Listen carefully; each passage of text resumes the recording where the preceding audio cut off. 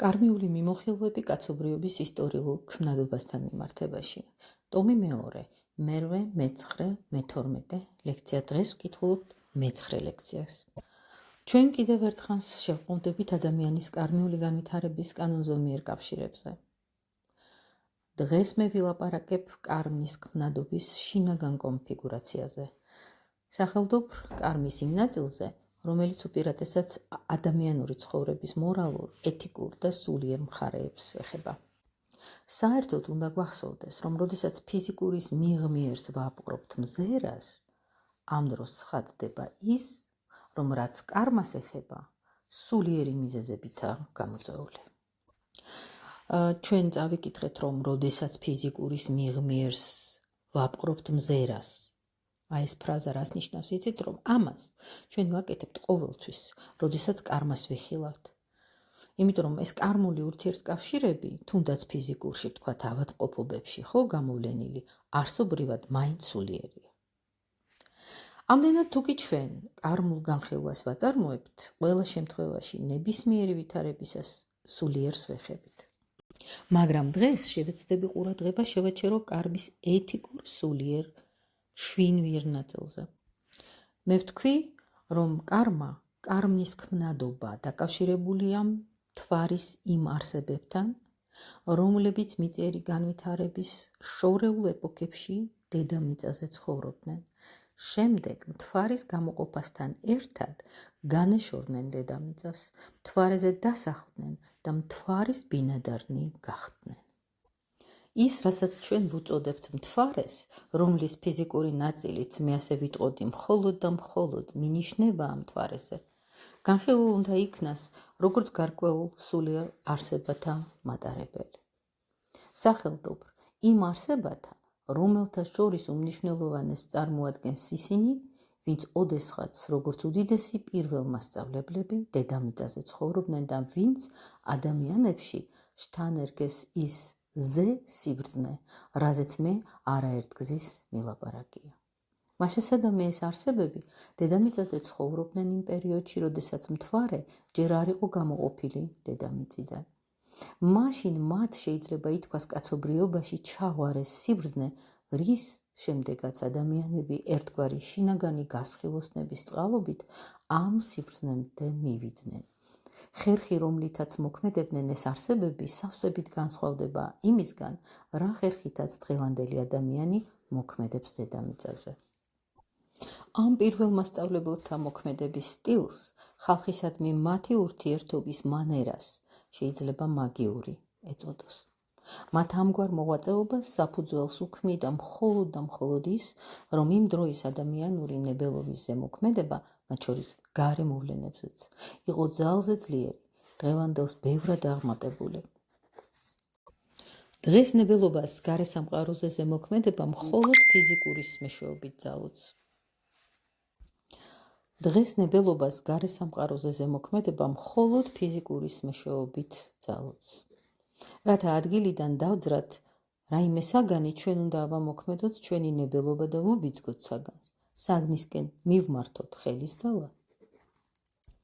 პირველ მასწავლებლების ეპოქაში ნებელობას შეეძლო ემოქმედა იმ გარე პროცესებზე, დღეს რომ ბუნებრივ პროცესებს უწოდებენ, ემოქმედა უშუალოდ ხელების მოუშველიებლად. ეს უნარი პირველ მასწავლებელთა ეპოქაში არსებობდა იმ სახით, რასაც დღეს ჩვენ განსაზღვრავთ როგორც მაგიურს. უნდა შევნიშნოთ, რომ ადამიანური ნებელობის ამ მაგიურ მოქმედებათა ბოლო ნარჩენები არც თუ დიდი ხნის წინ გაქრა.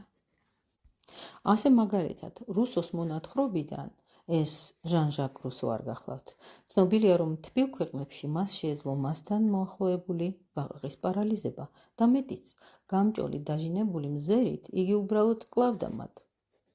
ადამიანური ნებელობის ამგვარი ეფექტურობა ზოგიერთ თბილ ქვეყნებში მე-18 საუკუნემდეც რომ შემორჩა, თანდათან სულ უფრო და უფრო სუსტებოდა. ჯერ კიდევ ძველ ეგვიპტეში ნებელობის ამ ძალას მცენარის ზრდაზე ზემოქმედებისთვის იყენებდნენ, ხოლო პირველ მასწავლებელთა ეპოქაში ადამიანური ნებელობის ძალით ბუნების უსიცოცხლო პროცესებზეც ზემოქმედებდნენ. ეს საგნები დამოკიდებულია ან დამოკიდებული იყო მსოფლიო ურთიერთკავშირების ზუსტ ინსტინქტურ გაგებაზე. დღეს ეს მთლიანად დაფარულია თანამედროვე მეცნიერების უხეში მზერისგან. მაგალითად, სითბური მიმართებები უაღრესად მნიშვნელოვანია ადამიანური ნებელობის ეფექტურობისთვის. ეს იქიდანაც ჩანს, რომ რუსომ თბილ ქვეყნებში ბაყაყებს მზერით რომ კლავდა, მოგვიანებით ეს ლიონშიც მოსინჯა. მერე რა? თვალებდაჭყეტილმა ბაყაყმა უდრტვინელი სიმშვიდე შეაგება მის ჩაჟინებულ მზერას და საბოლოო ჯამში არა ბაყაყი, არამედ თავად რუსო აღმოჩნდა გარკვეულწილად პარალიზებული.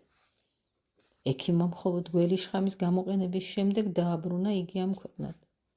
ასე რომ ნებელობის ამოქმედების ეს ხერხი საჭიროებს იმის ინსტინქტურ ცოდნას, რაც ადამიანის გარემოცვაში არსებობს.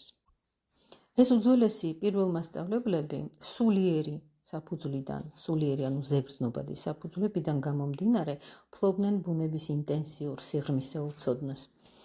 ბევრად უფრო ღრმას და სრულიად განსხვავებულ სიმცოდნისგან, რასაც დღეს ვწვდება თანამედროვე ადამიანი. ერთი სიტყვით ისინი ნამდვილად დაჯილდოებული იყვნენ იმით, რასაც ბუნების კანონების მეშვეობით ვერ ჩაწვდები და ვერ მოიპოვებ. ამის საჭიროება იმ დროს არც არსებობდა, რადგანაც მაშინ მოგეხსენებათ არც თანამედროვე ბუნების მეტყველება არსებობდა. მაშინდელ ადამიანებს ის სრულიად უაზროდ მოეჩვენებოდათ, ისინი ვერ გაიგებდნენ მის დანიშნულებას და საჭიროებას. მთელი იმდროინდელი მოღვაწეობა დაფუძნებული იყო საგანთა გაცილებით უფრო ღრმა, ძირეულ გაგებაზე და ცოდნაზე, ვიდრე ეს დღესაა შესაძლებელი. როგორც უკვე ითქვა, იმ პირველმასწავლებლებმა შეცვალეს თავისი მოღვაწეობის არენა, დედამიწიდან მთვარეზე გადაინაცვლეს და დღეს, რამდენადაც სამყაროში ყველაფერი ერთი მეორესთანაა გადაწნული, მათ აქვთ ერთი უდიდესი ამოცანა, დაკავშირებული ერთიან მსოფლიო აღსრულებლობასთან. სწორედ ისინი მთელი ძალისხმევით რუდუნებენ კარმაზე, ადამიანის კარმის ფორმირებაზე. კარმის წარმოქმნის ერთ-ერთ მნიშვნელოვან მომენტს ჩვენ შეგვიძლია დავაკვირდეთ, როდესაც ადამიანი გარდაცვალებიდან რამდენიმე დღის შემდეგ იშორებს ეთერულ სხეულს და თავისი ძილის ცხოვრების განცდას ეძლევა. როგორც ვიცით, ამ ცხოვრებას ადამიანი ქრონოლოგიურად უკუსვლით გაივლის. უშუალოდ სიკვდილის კარის გავლის შემდეგ ადამიანი აღმოჩნდება მკაფიო რეტროსპექტივის წინაშე, რომელიც უზარმაზარი ეკრანის სახითაა წარმოდგენილი, მაგრამ ეს არის ხატოვანი რეტროსპექტივა. რამდენიმე დღის შემდეგ ეთერული სხეული მსოფლიო ეთერში იმქრება და ეს ეკრანიც თანდათან ქრება. ამის შემდეგ იწყება ნამდვილი რეტროსპექტიული ჭრედა. ჩვენი მიწიერი ცხოვრება ისეთია, რომ ჩვენ თავს ვიტყუებთ.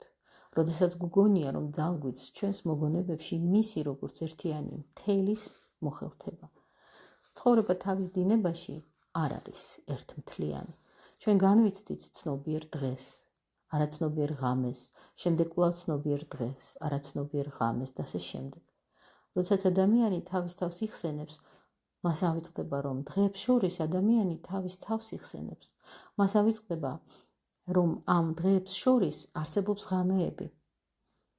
ეს გაუგებრად წავიკითხე. ესე იგი, როდესაც ადამიანი თავის თავს იხსენებს, მას ავიწყდება, რომ დღეებს შორის არსებობს ღამეები. ამ ღამეების განმავლობაში ბევრი რამ ხდება მშვენიერ ასტრალურ სხეულსა და მეში, მაგრამ ადამიანმა ამის შესახებ არაფერი იცის. რაც მიწიერი ცხოვრების განმავლობაში არაცნობიერად განიცდება, ამას ადამიანი გარდაცვალების შემდეგ განიცდის როგორც რეალურად უკუმავალ დროს. აქ იგი უკვე სრული ცნობიერებით განიცდის ღამეებს, ძილის ცხოვრებას. ეს რეტროსპექტივა მიახლოებით განვლილი მიწიერი ცხოვრების 1/3 ტოლია, რადგანაც ადამიანი თავისი მიწიერი ცხოვრების მიახლოებით 1/3-ს ძილში ატარებს. თუ კი ადამიანი გარდაიცვალა, ვთქვათ 60 წლის ასაკში, აქედან 20 წელი მას ძილში აქვს გატარებული და შესაბამისად ეს რეტროსპექტივაც 20 წელს გასტანს. შემდეგ ხდება საკუთრივ სულიერ სფეროებში გადასვლა, სადაც ადამიანი სრულიად განსხვავებულად ცხოვრობს. მაგრამ ეს უკუსვლა, განჭრედა იმისა, რაც მიწიერ ცხოვრებაში ღამღამობით ხდებოდა, არის პირველი, რასაც ადამიანი გარდაცვალების შემდეგ განიცდის. და აქ ამ რეტროსპექტულ სურათში ადამიანი ხედავს გამაოგნებელ სხვაობას იმასთან, რასაც იგი ძილის დროს ჩვეულებრივ ცხოვრებაში განიცდიდა. გარდა სიზმრებისა, რომლებიც დამახინჯებულად ასახავენ იმას, რაც მიწიერ ცხოვრებაში ხდება, გარდა ღამეული ძილის ამ ილუზორული ფანტასტიკური ზმანებებისა, ადამიანი პრაქტიკულად ვერაფერს აცნობიერებს მოვლენათა იმ ნაირფერო ვნებათაგან, რაშიც იგი იმ დროს არის ჩართული. მე ადრეც მილაპარაკია იმაზე, რაც ადამიანში ძილის დროს ხდება. მაგრამ გარდაცვალების შემდეგ ადამიანი ამას ყველაფერს გამძაფრებულად, განსაკუთრებული სიცხადით და მკაფიოებით განიცდის. ასე რომ შეიძლება ითქვას, ცხოვრება მშვენიერ სამყაროში გარდაცვალების შემდეგ გაცილებით უფრო შთამბეჭდავია, ვიდრე მიწიერი ცხოვრება. ხატსახეები, რომლებსაც ადამიანი განიცდის და საერთოდ ადამიანის პოზიცია მთელ ამ განცდებში არავითარ შემთხვევაში არ არის სიზმარეული. ყველა განცდა სრული სიცხადით და ინტენსივობით წარმოსდგება ადამიანის წინაშე. ამასთან უნდა ითქვას, რომ მოვლენები ერთგვარი ფოტოგრაფიული ნეგატივის მდგომარეობიდან განიცდება. თუკი მიწიერ ცხოვრებაში ვინმეს ტანჯვა მიაყენეთ, დედამიწაზე ეს თქვენ მიერ განცდილი იქნა, როგორც თქვენგან მომდინარე. მიწიერ ცხოვრებაში თქვენ განიცდით და აკეთებთ იმას, რაც თქვენგან მომდინარეობს. უკუსვლით ცხოვრების დროს კი განიცდით არა მიწიერ ცხოვრებაში განცდილს, არამედ ასე ვთქვათ, შედიხართ მასში, რაც სხვამ განიცადა თქვენი წყალობით. მაშასადამე თუ ვინმე სილა გააწანით, ეს განსაკუთრებით გამომსახველი მაგალითია. თქვენ განიცდით არა იმას, რა განცდაც გქონდათ იმ მომენტში, ესე იგი არა განზრახვას, არა დარტყმის ფაქტს, არა მის უმტკივნეულობას თქვენთვის, არამედ განიცდით იმას, რაც განიცადა მან, ვისაც სილა უთავაზებთ. ახლა თქვენ ამას განიცდით, როგორც თქვენ საკუთარ განცდას, თანაც განსაკუთრებული სიმძაფრით და თვალსაჩინოებით. ამრიგად ადამიანი ამ უკუმავალ გზაზე ასე მიმართავს საკუთარ თავს. ოხ, ეს მართლაც გამოუგნებელი შთაბეჭდილებებია. დიახ, სიმძაფრის თვალსაზრისით ვერც ერთი მიწიერი შთაბეჭდილება ვერ შეედრება ამ გარდაცვალების შემდგომ რეტროსპექტიულ ცხოვრებას, რომლის ხანგრძლივობა დედამიწაზე გატარებული ცხოვრების 1/3 ტოლია. ამ დროს თქვენ საკუთრივ თქვენი ცხოვრების კარმიულ აღსრულებას განიცდით, ოღონდ განცდა აქ არის არა მიწიერ ცხოვრებისეული, არამედ ბევრად უფრო ძლიერი და შთამბეჭდავი, ვიდრე ეს საერთოდ რომელიმე მიწიერ ცხოვრებაშია შესაძლებელი, თუმცა თავად ქმედების თვალსაზრისით ინტენსივობა აქ ნაკლებია, ვიდრე მოგვიანებით მომავალ მიწიერ ცხოვრებაში იქნება. მართლაც საოცარია, ჩემო ძვირფასო მეგობრებო, საოცარია განცდის ძალის ეს ჭეშმარიტად სული შემძვრელი უზღვავი სისავსე. მაგრამ ადამიანს თავის მე და ასტრალურ სხეულში მხოლოდ და მხოლოდ ის ძალა რომ განევითარებინა, რომელიც მას გააჩნია სიკვდილის კარის გავლის დროს, იგი მთელ ამ უკუსლის გზას მხოლოდ ცოცხალი სიზმარივით განიცდიდა. და თუკი ადამიანი განჭვრეტდა მხოლოდ თავის მიწიერ ცხოვრებას და იმას, რაც ამ ცხოვრებამ მისგან ჩამოქნა, ალბათ აქაც ეს უკუმავალი გზა განცდილი იქნებოდა, როგორც ძალზე მკაფიო სიზმარი. მაგრამ ეს ასე არ არის. ეს არის არა სიზმარი, არამედ ინტენსიური განცდა, ბევრად უფრო ინტენსიური, ვიდრე ყველა სხვა მიწიერი განცდა. აქ უკვე აღარ გვაქვს ფიზიკური და ეთერული სხეულები. ჩვენ ხომ სწორედ მათი წყალობით გვეძლება მიწიერი განცდა. აბა დაფიქრდით, შეძლებდით განარაიმეს განცდას დედამიწაზე ფიზიკური და ეთერული სხეულების გარეშე. მათ გარეშე თქვენ იფარფატებდით დედამიწის თავზე. დრო და დრო ნახავდით სიზმრებს, შემდეგ კი ისევ ძილს მიეცემოდით. რეალურად კი ვითარება ასეთია. 60 წლის მიწიერი ცხოვრების შემდეგ იწყება 20 წლის ხანგრძლივობის უწყვეტი ძილი. მაგრამ ეს ძილი ერთობ ენერგიული, ინტენსიური განცდა. რა განაპირობებს ამას? საქმე ის გახლავთ, რომ როდესაც ადამიანი გარდაცვალების შემდეგ იშორებს ეთერულ სხეულს და იწყებს უკუსლით მოგზაურობას, მას იმავ წამს გარეშე მოუდგებიან მთვარის ზემოხსენებული ბინადარნი. სწორედ ისინი თავისი უძველესი მაგიური ხელმწიფებით ისადგურებენ ადამიანის განცდებში და მათ ხატსახეებში მსოფლიო სუბსტანციას ბეჭდავენ. თუ კი შედარებას მოვიშველიებთ, შეიძლება ასეც ვთქვათ, როდესაც მე უბრალოდ ვხატავ სურათს, ამით არავის ტკივილს არ ვაყენებ. თუ კი რა თქმა უნდა სურათი არ არის მახინჯი და ასეც რომ იყოს ეს მხოლოდ მორალურად უსიამოვნო იქნება. მაგრამ წარმოიდგინეთ, რომ მე დავხატებ თქვათ 3 თქვენთაგანი და რამდენადაც სურათი გამსჭვალულია მაგიური ძალით, ეს 3 იქვე გადმოვიდნენ სურათიდან და მოიმოქმედებს რომელიმე აქ მყოფთაგანის მიმართ მთელი ის ბოროტება, რაც გუნებაში ჰქონდათ. დამერწმუნეთ, რომ მათი მოქმედება იქნება უფრო ენერგიული, უფრო ხისტი და სასტიკი, ვიდრე ეს საერთოდ ანთროპოსოფებს სჩვევიათ. სწორედ ასეთია ზემოაღნიშნული ვითარება. ყველა განცდა წარმოუდგენელი აქტიურობით აღინიშნება, რადგანაც ეს მთვარის არსებები თავისი ყოფიერების, მე ვიტყოდი ზეყოფიერების მთელი ძალით მსჭვალავენ და ავსებენ განცდილ ხატსახეებს. ასე და ამრიგად, გარდაცვალების შემდეგ ჩვენ მთვარის არსებების სფეროს გავდივართ. მაგრამ ამის წყალობით მსოფლიო ეთერში უმძლავრესი ძალით ფიქსირდება სრული კომპენსაცია ჩვენი საკუთარი ქმედებებისა, რომელთაც ჩვენ განვიცდით ისე, როგორც ეს იქნა აღწერილი. და სწორედ ეს უკუსლა, თუ კი ამას დავახასიათებთ არა მხოლოდ და მხოლოდ პრინციპულად, როგორც ეს ჩემს თეოსოფიაშია, არამედ კონკრეტული თვალსაჩინოებით, როგორც ამას დღეს ვცდილობ, უაღრესად საინტერესოა, ისევე როგორც საერთოდ მთელი გარდაცვალების შემდგომი ცხოვრება, რომელიც ადამიანის ცხოვრების მნიშვნელოვან ნაწილს შეადგენს. ჩვენს ეპოქაში განსაკუთრებით ძნელია იმ განცდების წარმოდგენა, რომლებიც შეიძლება ადამიანს ჰქონდეს გარდაცვალების შემდეგ. აბა დაფიქრდით, რაოდენ განსხვავდება მთვარის არსებების მთელი შვინვიერი წყობა დედამიწის ბინადართა შვინვიერი წყობისგან. განსხვავება რადიკალურია. ამ მთვარის არსებებმა, რომლებთანაც ჩვენ ასე მჭიდროდ ვურთიერთობთ გარდაცვალების შემდეგ, სახელდობრ მათუბოძეს ადამიანს ის ძველი სიბრძნე, რომელიც სწორედ ჩვენს ეპოქაში მიინავლა. ქრისტიანული ერის მესამე-მეოთხე საუკუნეებში ის ჯერ კვლავ ინტენსიური იყო. შემდეგ ტრადიციებში გადაინაცვლა და იქ ინახებოდა, ბოლოს კი სავსებით გაქრა.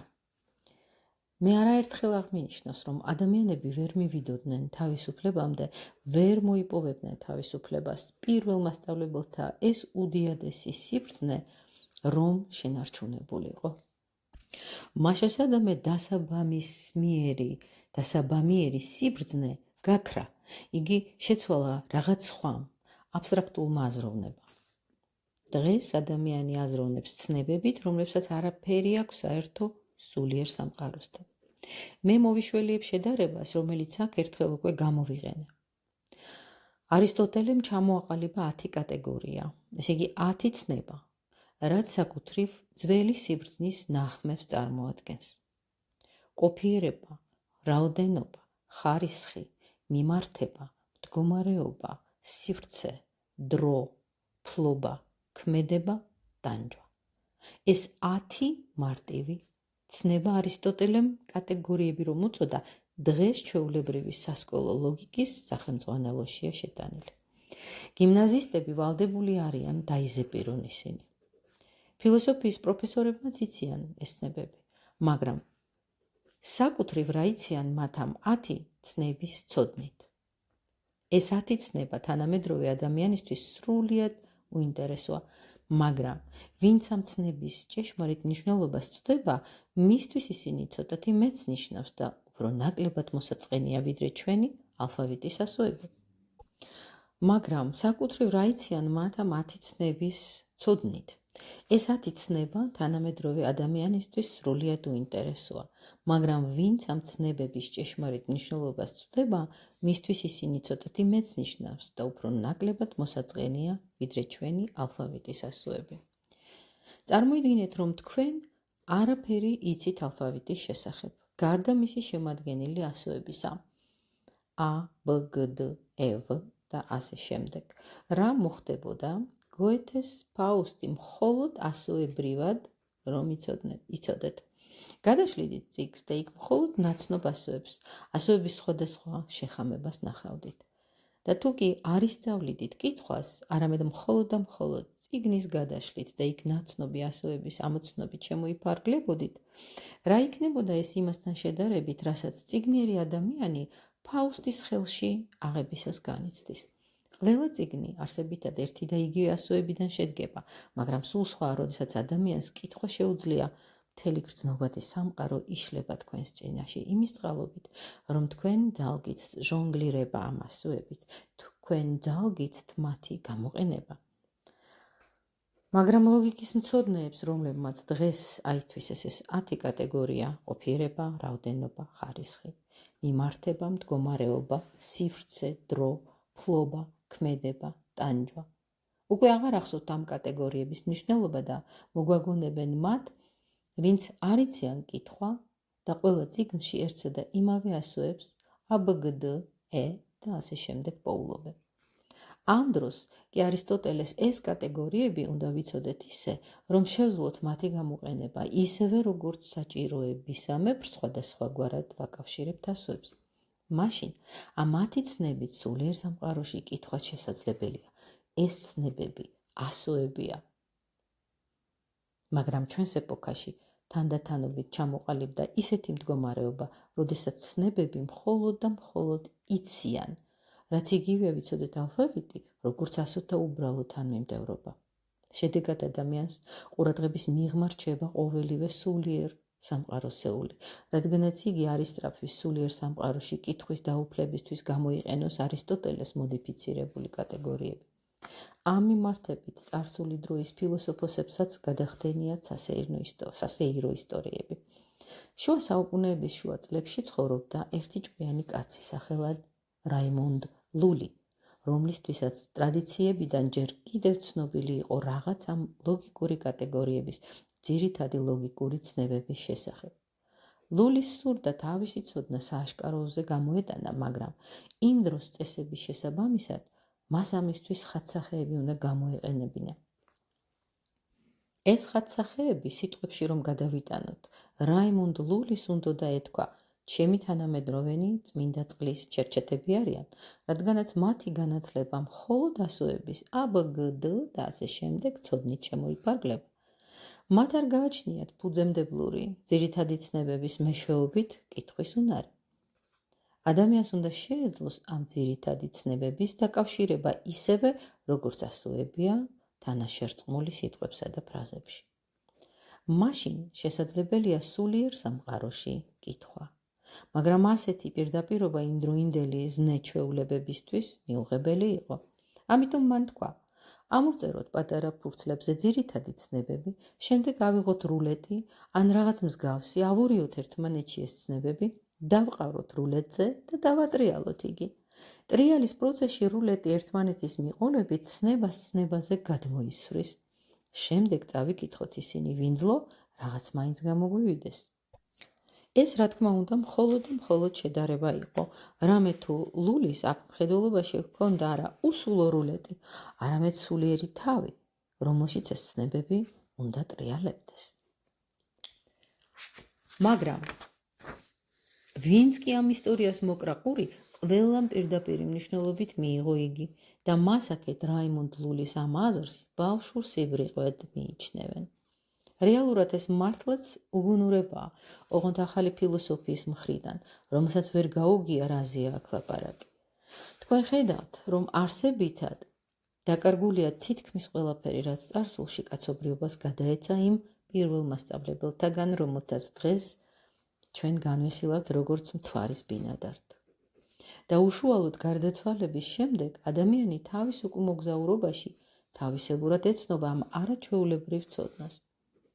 თავისებურად იმეცნებს იგი იმასაც, თუ როგორ აზროვნებდნენ და რა ცოდნას ფლობდნენ ეს პირველ ბრძენი. აქედანაა მთელი თვალსაჩინოება და კონკრეტულობა იმისა, რაც ამ დროს ადამიანის სამშვენივრელის წინაშე წარმოდგება. მაგრამ ჩვენს ეპოქაში ეს ყველაფერი რამდენადმე აირდაერია. იმძლავრა ერთგვარმა გაუგებრობამ, სიბრძნისგან დაცრილ და საკუთარ აბსტრაქტულ ცნებებში გაბაწრულ ადამიანებსა და იმას შორის, რაც მთვარის ყოფიერებასთან შერწყმის შემდეგ ამ პირველ მასწავლებელთა მშვინვიერ კონსტიტუციას წარმოადგენს. ვითარება ისეთია, რომ როდესაც თანამედროვე მეცნიერულ ბუნებისმეტყველი გაივლის ამ ცხოვრებას, იგი სულ სხვა ენაზე ლაპარაკობს, ვიდრე ეს პირველ მასწავლებლები, რომლებიც ასე გულდასმით მუშაობენ მის კარმაზე. მოგვიანებით ამაზე უფრო დაწვრილებით ვილაპარაკებ. ეს პირველ მასწავლებლები და ადამიანები, რომლებიც დღეს ჩვენი ცივილიზაციის კულტურის შეგნებით კვდებიან, წესიერადაც ვერ უგებენ ერთმანეთს. უკიდურესად ძნელია ყოველივე ამის წარმოდგენა. დიახ, ადვილი არ გახლავთ, უბრალოდ დააკვირდე, რა ხდება ამ დროს ადამიანში. მაგრამ სახასიათო შემთხვევები მაინც იძლევა ამის შესაძლებლობას. მაგალითად, იმ შემთხვევაში თუ კი განიხილავ ჩვენს დროში გარდაცვლილ ორ ადამიანს, რომლებიც ამჟამად უკუსვლით გადიან გარდაცვალების შემდგომ ცხოვრებას. თანაც ეს ადამიანები მთელი თავისი არსით ჩაფლული იყვნენ თანამედროვე ეპოქის სწავლულობაში და ამასთანავე ძალზე განსხვავდებოდნენ ერთმანეთისგან. ერთი მათგანი გახლავთ თავისებურად გენიალური, მაგრამ მაინც რიგითი თანამედროვე მეცნიერ ბუნებისმეტყველი დიუბუა რაიმონი 1818-1896 წელი. მეორე პიროვნება, რომლის გარდაცვალების შემდგომი უკუმოგზაურობა მშვინვიერ სამყაროში უაღრესად საინტერესოდ მიმდინარეობს, სულ თვალწინ მედგა დრამა მისტერიებზე მუშაობისას, როდესაც შტრადერის სახეს ვქმნიდი. შტრადერი, ჩემი მისტერიების გმირი, პროტოტიპია სრულიად კონკრეტული თანამედროვე პიროვნებისა, რომელიც ახალგაზრდობაში ბერად აღიკვეცა, შემდეგ თავი დაანება განდეგილობას და გახდა თავისებური თანამედროვე ფილოსოფოსი, განმანათლებელი, უნივერსიტეტის პროფესორი. ამ ადამიანმა მრავალი ნაშრომი დატოვა. აზროვნების ტიპის მიხედვით ეს ნაშრომები, როგორც ეს თანამედროვე აბსტრაქტულ მოაზროვნეებს ახასიათებთ, სავსებით აბსტრაქტულია, მაგრამ ამასთანავე ძალზე ღრმა და სერიოზული. სასიამოვნოა, როდესაც თანამედროვე მოაზროვნეებში რაღაც გულისმიერს აწყდები.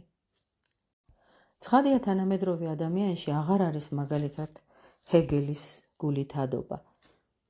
იგი ხომ არ ნახული ემოციურობით, მაგრამ ამასთანავე ზედმიწენი თვალსაჩინოდ გადმოსცემდა უკიდურესად აბსტრაქტულ საგნობრიობებს.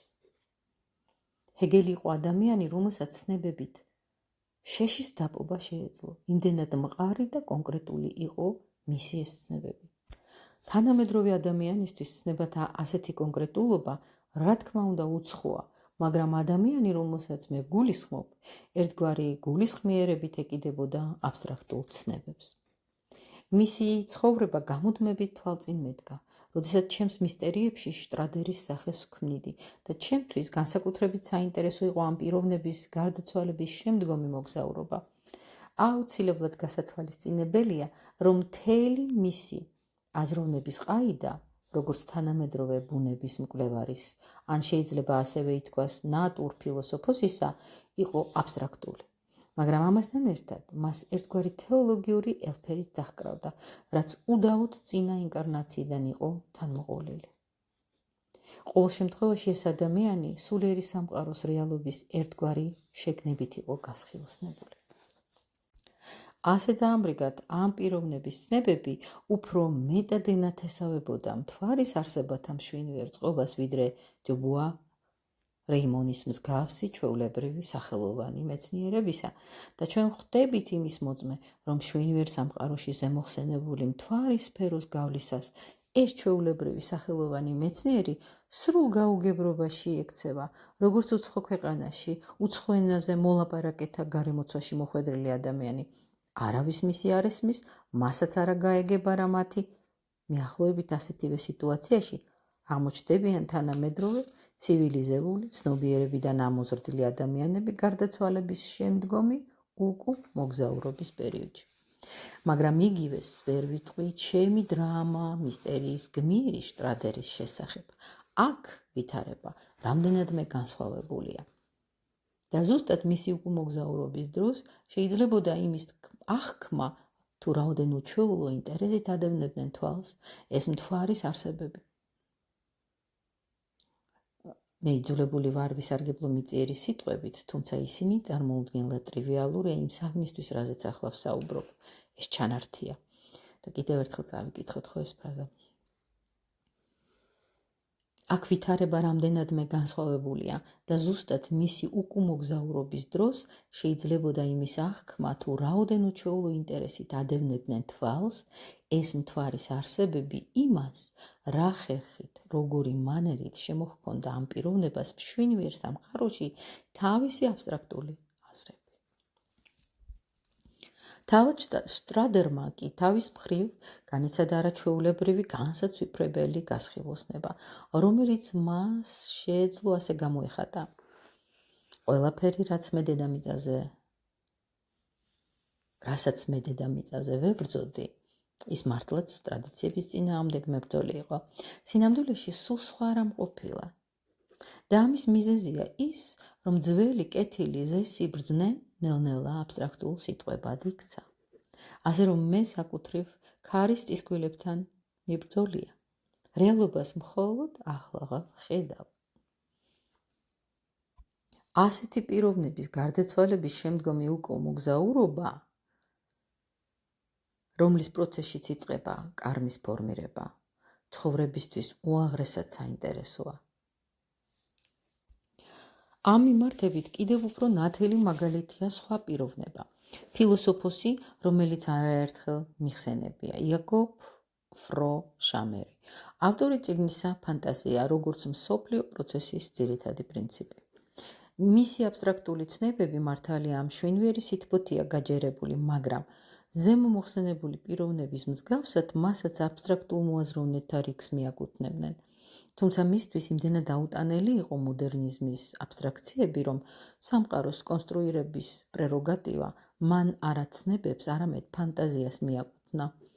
იგი ყველაფერში ფანტაზიის მოღვაწეობას ხედავდა. მცენარეები იზრდება, ცხოველები არსებობენ და ასე შემდეგ ფანტაზიის წყალობით. ამ მიმართებით ფროშამერის წიგნი ძალზე საინტერესოა. საოცარია, რომ ასეთ პიროვნებას, რომელშიც ჯერ კვლავ ბევრი რამაა შემორჩენილი იმისგან, რაც ცივილიზაციის განვითარებაში ცხოვრობდა მანამდე, ვიდრე დამკვიდრდებოდა აზროვნების თანამედროვე ფილისტერულად აბსტრაქტული მანერა, არ დაუკარგავს უნარი მშვენიერად შეეზარდოს თვარის არსებებს. და მსგავსი გამოკვლევები უწინარეს ყოვლისა უაღრესად საინტერესოა იმით, რომ შესაძლებლობას გვაძლევს უფრო ღრმად ჩავწვდეთ კარმიული განვითარების კანონებს. და თუ კი ასეთი პიროვნებისადმი გამოვიჩენთ გარკვეულ გულისხმიერებას და მშვენიერ სითბოს, რაც შეგვაძლებინებს შევუერთდეთ მას, მაშინ შევძლებთ გავხდეთ ამ ესოდენ მნიშვნელოვანი გარდაცვალების შემდგომი მოგზაურობის თანამყოლი და თანამოზიარი. აქ ფრჩხილებშია, რომ მეც იგივე განვიცადე შტრადერის, ჩემი დრამა მისტერიის პერსონაჟის პროტოტიპის მიმართ. ერთობ ძლიერია ადამიანის გარდაცვალების შემდგომი განცდები. ეს ფაქტი ასევე ძლიერად მოქმედებს მასზეც, ვინც შემეცნებიდან აკვირდება მთელ ამ პროცესს. და აი აქ თავს იჩენს უაღრესად მნიშვნელოვანი რაღაც. სწორედ ამგვარი დაკვირვებისას ირკვევა, რამდენად შთამბეჭდავია ეს განცდები მიწიერ განცდებთან შედარებით. მე მთელი სერიოზულობით ვეკითხები საკუთარ თავს. მას შემდეგ, რაც ხანგრძლივი დროის მანძილზე შტრადერის პროტოტიპის განცდებით გაჯერებულმა 4 დრამა მისტერიაში გადმოვიტანე მისი განცდები, შემეძლო თუ არა განმეგრძო მუშაობა დამეწერა მეხუთე დრამაც, გადმომეცა შტრადერის შემდგომი მიწიერი განვითარება, ასე ვთქვათ, განმევრცო მისი ხატსახე. არამც და არამც, რამე თუ როგორც კი დავაპირებდი მისი აწუკვე გაცილებით ნაკლებად საინტერესო მიწიერი ხატსახის ასახვას, იმავ ძამ გარემომადგებოდა მის მიერ გარდაცვალების შემდეგ განცდილ შთაბეჭდილებათა სურათები. ეს სურათები ბევრად უფრო ინტენსიურია და ერთიანად ჩრდილავს და აუფერულებს იმას, რაც მიწიერ ცხოვრებაში წარმოგვიდგება. მე სრული სისავსით გამოვცადე საკუთარ თავზე. მე მქონდა უაღრესად დიდი ინტერესი ამ პიროვნებისადმი მისი მიწიერი ცხოვრების პერიოდში. ამას ადვილად გამიგებთ, შტრადერი ხომ ჩემი გმირის პროტოტიპი იყო, მაგრამ მას შემდეგ, რაც ის გარდა იცვალა, მისი პიროვნების გარდაცვალების შემდგომი შთაბეჭდილებებისადმი ინტერესმა შორს ჩამოიტოვა და ერთიანად დაჩრდილა ის, რაც მე შემეძლო გამეგო და გადმომეცა მისი მიწიერი ცხოვრების შესახებ. დავიხსენებ რა ჩემს მისტერიებს, მე ვამბობ, შტრადერის პროტოტიპის მიწიერი პიროვნების განცდებს ჩემში ყველაზე ძლიერად მისი გარდაცვალების შემდგომი ცოცხალი განცდები აქრობდა. დრამა მისტერიების დანარჩენი ხატსახეების მიმართებით მსგავს შემთხვევას ადგილი არ ქონია. თქვენ ხედავთ, რომ ნამდვილი რეალური დაკვირვების დროს ერთმანეთის გვერდ დგანან მიწიერი და ზემიწიერი ხტომილებები. ამასთან გარდაცვალების შემდგომი უკუმოგზაურობის დროს მიღებული განცდები არნახული ინტენსივობით გამოირჩევა და ჩრდილავს მიწიერ შთაბეჭდილებას. მეცაც გეტყვით, შესაძლოა მოხდეს ასეთი რამ. ეს არ გახლავთ გამონაგონი, მე სავსებით რეალურს მოგახსენებთ. დავუშვათ, რომ თქვენ კარგად იცნობდით ვიღაც ადამიანს და შემდეგ მისი გარდაცვალების შემდგომი უკუმოგზაურობის თანაგანცდისას ხედავთ, რომ ყველაფერი რაღაც სხვანაირი ერს იძენს, რადგანაც ამ უკუმოგზაურობის სურათები მეტისმეტად ინტენსიურია. თუკი თქვენ ადამიანის მიწიერი ცხოვრებისადმი განსაკუთრებულ ინტერესს იჩენთ, აქ მოსალოდნელია ისიც, რომ მისი მიწიერი ცხოვრებისადმი თქვენი მიმართება ფორმას შეიცვლის იმის კვალდაკვალ და იმდენად, რამდენადაც თქვენ განიცდის ამ პიროვნების შთაბეჭდილებებს მისი გარდაცვალების შემდგომი ცხოვრების უკუსავალზე. დიახ, თქვენი მიმართება სრულიად შეიცვლება. და მაშინ მიწიერი მიმართებები პირველად წარმოსდგება თავისი ჭეშმარიტების მთელი სისრულით. ეს მით უფრო ასეა, თუკი მიწიერ ცხოვრებაში ურთიერთობები მოკლებული იყო სულიერებას. სადაც ურთიერთობების სულიერ ხასიათს ატარებს, ასე ვთქვათ, გამსჭვალულია სულიერებით, იქ სახეზეა უწყვეტი წინმავალი განვითარება. მაგრამ თუკი ურთიერთობები ისეთია, რომ მაგალითად ადამიანებს განსხვავებული, შეუთავსებადი შეხედულებები აქვთ გარდაცვალების შემდეგ, უმალვე, ესე იგი არასწორი ინტონაციით წავიკითხე, მაგრამ თუკი ურთიერთობები ისეთია, რომ მაგალითად ადამიანებს განსხვავებული, შეუთავსებადი შეხედულებები აქვთ გარდაცვალების შემდეგ, უმალვე ეს ურთიერთობები გრძნობადი ცხოვრების სულ სხვა ნაირსახეობად გარდაიქმნება. ამას სწორედ იმ დროს აღმოცენებული ხატსახეების სიცხოველე განაპირობებს. მე ვლაპარაკობ ამ საგნებზე, რათა გამოვიწვიოთ თქვენში, ჩემო ძვირფასო მეგობრებო, კონკრეტული წარმოდგენა იმაზე, თუ როგორ ვლინდება მიწიერისგან სავსებით განსხვავებული. მოგეხსენებათ, რეალობათა სხვადასხვა სახეობები არსებობს. და ის რეალობა, რომ ყოველ ხატსახეში, რომელსაც ადამიანი თავისი თავიდან ქმნის, მთვარის არსებათა ქმედებები იღვრება, ბევრად უფრო საოცარია, ვიდრე ადამიანის ყველა შემდგომი განცდა მიღებული სულიერ სამყაროში მოგზაურობისას, სადაც უმაღლეს იერარქებთან ერთობლიობაშია იგი განვლილი მიწიერი ცხოვრების შედეგებზე მუშაობითაა დაკავებული. კიდევ ერთხელ წავიკითხოთ, ხო? და ის რეალობა, რომ ყოველ ხატსახეში, რომელსაც ადამიანი თავისი თავიდან ქმნის, მთვარის არსებათა ქმედებები იღვრება, ბევრად უფრო საოცარია, ვიდრე ადამიანის ყველა შემდგომი განცდა მიღებული სულიერ სამყაროში მოგზაურობისას, სადაც უმაღლეს იერარქიებთან ერთობლიობაში იგი განვლილი მიწიერი ცხოვრების შედეგებზე მუშაობითაა დაკავებული. გასაგებად, ეს ბევრად უფრო ადვილია, რადგანაც აქ ჩვენ უკვე გვაქვს ერთგვარი გაგრძელება, მაგრამ ის მკვეთრი რადიკალური სახეცვლილება, რასაც გარდაცვალების შემდეგ ადგილი აქვს, იმის წყალობით, რომ ადამიანი ურთიერთობაში შედის არსებებთან, რომლებმაც ოდესღაც მიატოვეს დედამიწა და მთვარეზე დააარსეს კოსმიური კოლონია, არის რაღაც ისეთი, რაც ერთი მხრივ წარმოგვიჩენს რეალობას ძალზე ახლობლურს მიწიერ რეალობასთან, რამდენადაც მასში შედიან უშუალოდ მიწიერი ცხოვრების შემდეგ, და ამასთან ერთად მისგან პრინციპულად განსხვავებულს. თუკი ადამიანი ძალზე ძლიერადაა მიჯაჭვული მიწიერზე, შესაძლოა მას გაუჭირდეს შეგუება ზემოხსენებულ მთვარის არსებებთან. ამ დროს მოხდება ის, რაც ასეთნაირად შეიძლება იქნას დახასიათებული. წარმოიდგინეთ, აქ დაბლა დედამიწაა. აქ კი მის მაღლა მთვარის მოქმედებები, რომლებიც საკუთრივ მხოლოდ და მხოლოდ მზის მოქმედებების ანარეკლია დედამიწის წიაღში ღრმად ვერ ატანს. ამ მოქმედებებს მხოლოდ მცენარეთა ფესვების სიღრმემდე ძალუძს განავრცოს თავისი ძალა. ეს არის დედამიწის ზედა შედარებით თხელი გარსი, სადაც შეიძლება მთვარის არსებები შეკავდნენ. მზე კი ღრმად აღწევს მიწაში. მიწა იკავებს მის სითბოს. კარტოფილს ორმოში ინახავენ, რადგანაც ზამთარში მიწაში მზის სითბოა დაუნჯებული. მზის ზემოქმედებები მიწის სიღრმეში ჩადის, მთვარისა კი მხოლოდ ფესვების სიღრმემდე. ეს ფენა ძალზე თხელია. მაგრამ შეიძლება მოხდეს ისე, რომ ადამიანის არსებამ ვერ მოიპოვოს მთვარის სფეროში, ანუ სამშინველთა სფეროში ურთიერთკაკება. მაშინ იგი თითქოს და იბოჭება მთვარიდან დედამიწაზე დასხივებული ზემოქმედებების ამ თხელი ფენით. შემდეგ ერთგვარი ამონაბოლქვის სახით ამოინთქმება მიწის წიაღიდან და რეალურ გრძნობად, ზეგრძნობად აღქმას ერთგვარ მოჩვენებად, მოლანდებად, დედამიწაზე მობორიალი ადამიანის რაღაც ნარჩენად წარმოუდგება.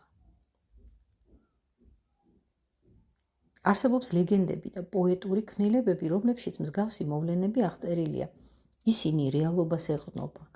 ჩვენ მათ კრიტიკულად ყოველგვარი ცრურწმენის გარეშე უნდა მივუდგეთ და სარწმუნოდ მივიღოთ მხოლოდ ის, რისი შემოწმებაც შესაძლებელია. მთვარის რეგიონში მოგზაურობის დროს მიწიერი ცხოვრების 1/3-ში მზადდება გარმა. ამ დროს მთვარის არსებები მონაწილეობენ იმ ნეგატიურ ხატსახეებში, რომლებსაც ადამიანი თავისი საქციელებიდან და ასევე თავისი აზრობრივი ქმედებებიდან იშორებს. და ეს მთვარის არსებები, რომელთაც ძალზე კარგი მეხსიერება აქვთ, მსოფლიო ეთერში წერენ ყველაფერს, რაც მათ ადამიანთან ერთად განიცადეს. გავივლით რა ცხოვრებას, გარდაცვალებასა და ხელახალ დაბადებას შორის, ჩვენ კვლავ ბრუნდებით ახალ ინკარნაციაში და კვლავ აღმოჩნდებით მთვარის სფეროში, სადაც ვპოულობთ ჩამონათვალს ყოველივე იმისა, რაც თან უნდა გავიყოლოთ დედამიწაზე და განვახორციელოთ მიწიერი ნებელობის მეშვეობით. აი ჩემო ძვირფასო, მეგობრებო, ის ფუძემდებლური მიმოხილვა, რაც მე დღეს მსურდა წარმომედგინა თქვენთვის.